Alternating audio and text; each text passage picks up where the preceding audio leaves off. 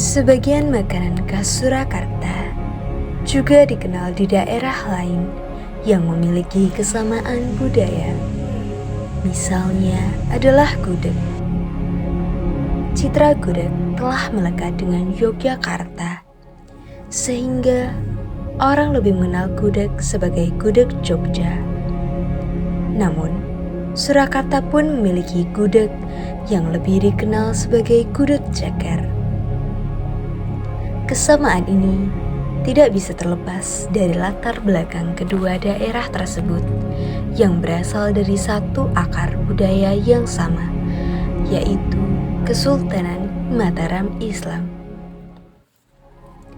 Tradisi ruahan merupakan bagian penting dari sejarah dan budaya Jawa yang diwariskan dari generasi ke generasi sebagai ungkapan terima kasih kepada pencipta dan alam. Makna kultural dalam jenis makanan tradisi ruahan seperti apem, ketan, dan kolak. Ketiga makanan tersebut tidak hanya merupakan sajian khas dalam tradisi ruahan, tetapi juga memiliki makna filosofis yang mendalam. Apem berasal dari bahasa Arab yang berarti permintaan maaf, menjadi simbol permohonan maaf kepada diri sendiri dan keluarga yang telah meninggal. Ketan, dengan tingkat kelengketannya yang tinggi, melambangkan kedekatan antar manusia dan kesadaran akan kesalahan individu. Sedangkan kolak, dengan makna penciptaan yang terkandung dalam katanya, mengingatkan akan hubungan spiritual dengan Tuhan Yang Maha Esa. Ruahan ini sebetulnya berasal dari kata ruah. Ruah itu sebetulnya awal katanya dari kata arwah.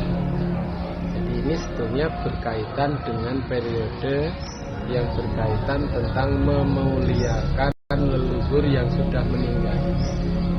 Bulan Ruah itu jatuh pada bulan sebelum bulan puasa.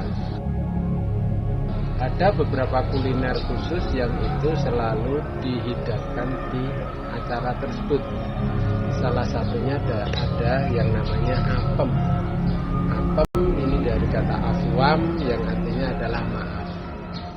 Artinya sebelum menghadapi bulan puasa, kita harus saling memaafkan kesalahan yang kita buat, khususnya juga kesalahan yang mungkin kita buat kepada seseorang, kepada leluhur, pada generasi sebelum kita yang mungkin belum sempat kita ucapkan. Misalnya begini, jadi ada satu periode itu anak itu kan merantau, atau mungkin karena satu sebab anak itu diusir dari rumah.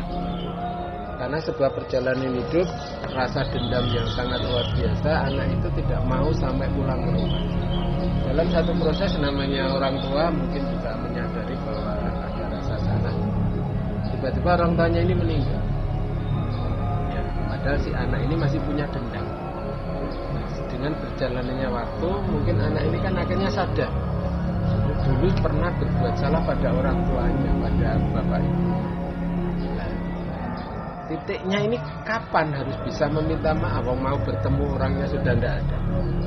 Maka dilakukan upacara juga namanya kolak. Kolak ini kan biasanya kalau di sini dipilih dengan pisang raja. Pisang raja ini pisang yang paling top dari sisi rasa, dari sisi kualitas. Maka upacara ritual itu selalu pakai pisangnya raja.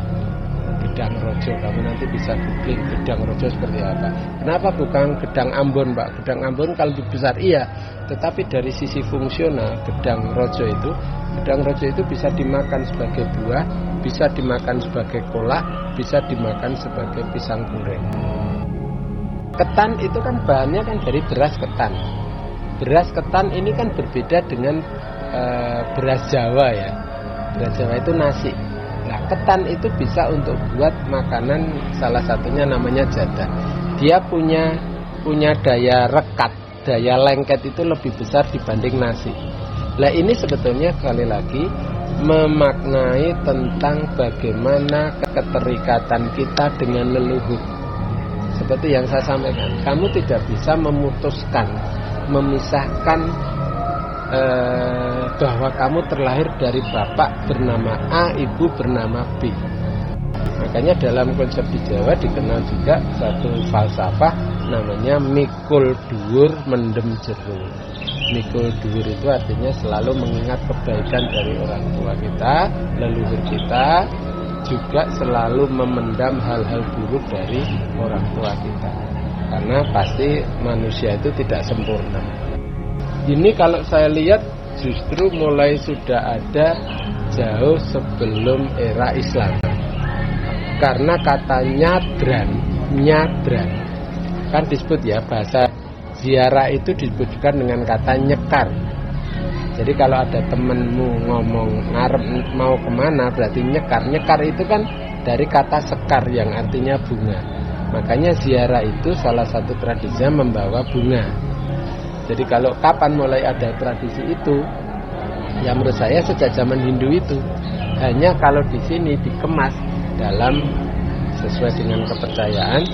Dalam tradisi ruwahan ini tidak hanya tradisi Islam toh. Non Islam pun juga ada. Cuman pastinya doanya dengan ritualnya masing-masing. Jadi kenapa 3 pilihan ini? Karena ini berkaitan dengan konsep itu.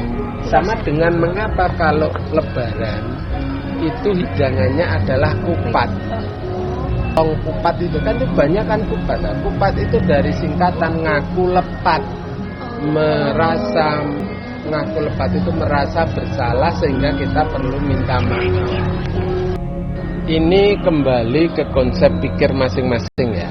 Yang kedua, ini tergantung juga dari faktor logistik alias biaya. Mengapa?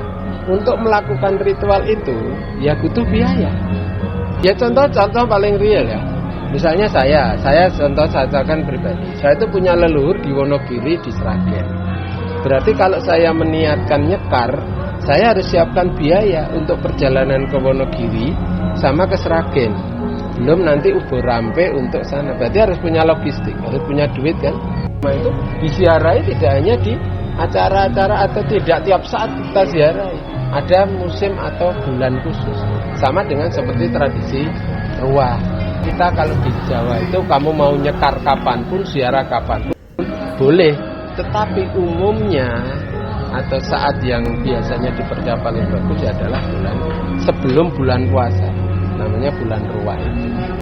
Kalau misalkan ruahan itu kalau masyarakat biasa itu bisa ditemuin di mana? Tradisi ruahan ya nanti di makam-makam TPU itu, Taman Pemakaman Umum di Surakarta, silakan datang, pasti penuh itu. Jadi misalnya TPU Mbonoloyo, yang kedua TPU Daksinoloyo Ndanyung yang Solo Baru. Kalau di barat sana ada TPU Pracimoloyo. Ada juga TPU Purwoloyo, itu di daerah Pucang Sawit. Ada TPU Untoroloyo di Ndebekan Mojosongo. Pasti pas bulan ruah, sebelum bulan puasa itu pasti penuh.